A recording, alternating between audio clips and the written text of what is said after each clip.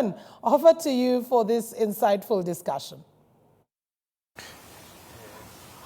Well, it's the morning breeze, and this definitely comes as home to me on a number of occasions. It's always rewarding having a conversation with the voice of reason, Honorable Augustine Ruzindana, a veteran politician who has seen it all, and today he shares his insights on politics. It's a crazy season, lots of things are happening, but at the bottom of it is the country reading things right. That's the outlook that he'll be sharing with us. Honorable Ruzindana, pleasure having you and a very good morning. No, you're welcome. Good morning and good morning, viewers. Are you as upbeat as other Ugandans a few months to elections? Are they upbeat, the other Ugandans? I am not sure. I think, like everyone else, I am surprised about what is happening with those who are active in politics. They are doing many unexpected things. I see political parties retiring people who have served just one term. And I wonder, I say, but how do you, because somebody who has served one term has every chance of being re-elected.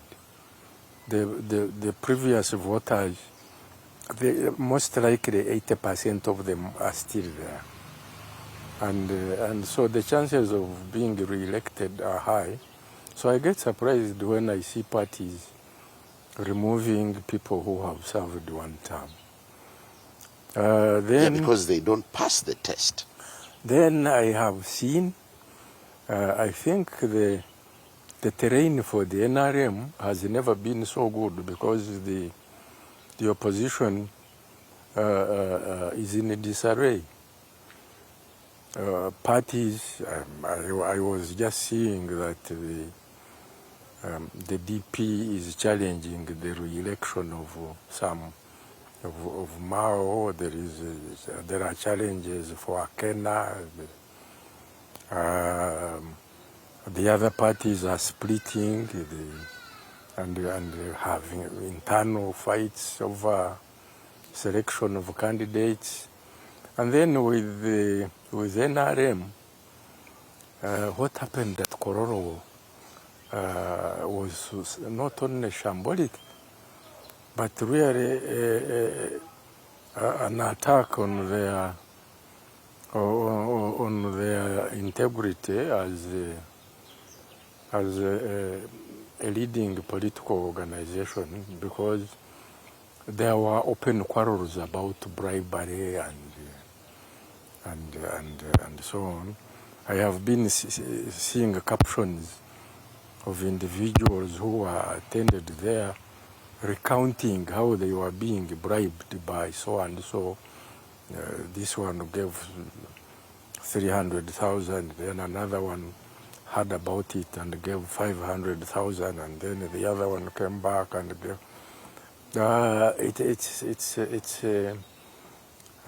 Then when you try and to listen about the message from any of the political organizations, there is no message that will take people to polling stations. I can foresee that the turn-up will be very low. That is calamitous for all of them, because supporters of the various political parties will not find reasons to go and vote. I am registered in the village. I don't know whether I should really travel all the way to vote. I don't miss voting. So instead of what I called enthusiasm, there is apathy. There is a general apathy, and also a lot of worry, because I see quite a number of people, especially from the opposition, getting arrested. And I wonder, but why? Why would NRM? No, it's not an RM. It's the army. It's security. It is security. It is NRM in government. And really, there is no threat to them now. So I don't see any people who should be arrested during the electoral season. So it's quite a confusing thing. Now, as an elder, my main worry, because there are lots of quarrels at individual constituency level, at party levels, and now at national level between parties and so on. So the only thing I could say I pray for is that we maintain peace during this electoral season and during the elections, the days of the elections, and after. So the main ingredient which one looks for now is peace and stability, that we maintain peace and stability. When you look at the level of preparedness from across the entire political aisle, the Electoral Commission, the security, and of course the political actors, what do you see? I'm sure the Electoral Commission should be adequately prepared, but I have been seeing complaints by groups which wanted to have be registered for observer status, and they are not getting it, and I am not sure why those who want to be observers should not be proper accredited by the Electoral Commission. But the Electoral Commission is now a body which has been there for some time. I'm sure those ones will handle it. On 4 occasions, they have been altering the roadmap. Does it speak to anything? I had suspicion that was related to the resources. They are not in charge of the release of resources to them. That's what I thought. I thought that they were adjusting the program depending on how they see the resources coming in, but not about preparedness. Those ones should be prepared.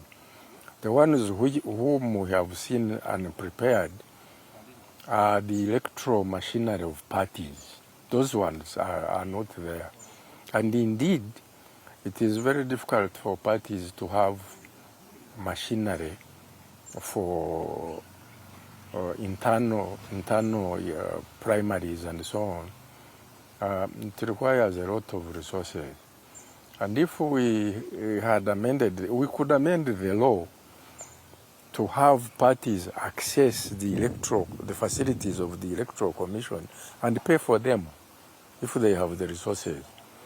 Because the Electoral Commission can actually organize primaries in the various political parties, but the parties would have to have enough resources to pay for the services of the Electoral Commission. Everything seems to be mired in what I would call confusion. On one part, the opposition has failed to put their act together.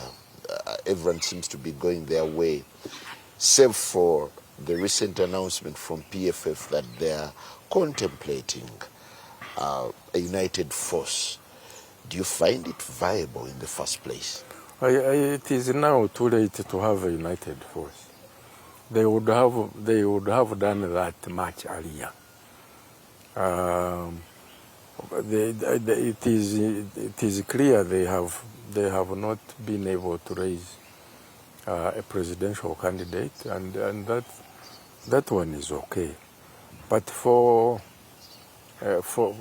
example, having arrangements with NUP is very unlikely, because a lot of dissatisfied NUP people who failed to get selected as candidates have run there, and they have been adopted as candidates and as some of them as senior officials. So I don't see them having any serious arrangement. But even if they did, it's too late now to make any difference in their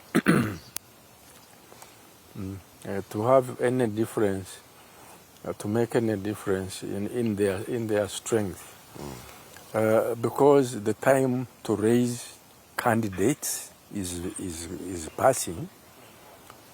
They needed to raise candidates for all the available electoral position candidates.